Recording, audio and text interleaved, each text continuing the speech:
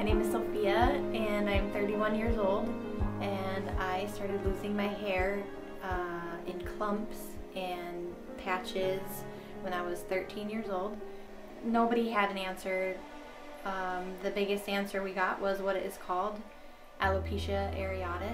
I started losing leg hair, my eyebrows are gone, my eyelashes are gone, and I got to experience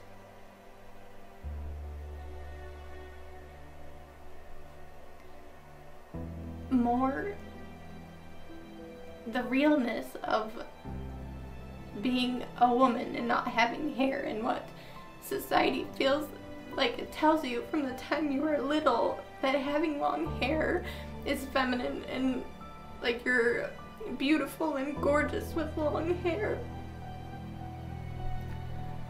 I am excited.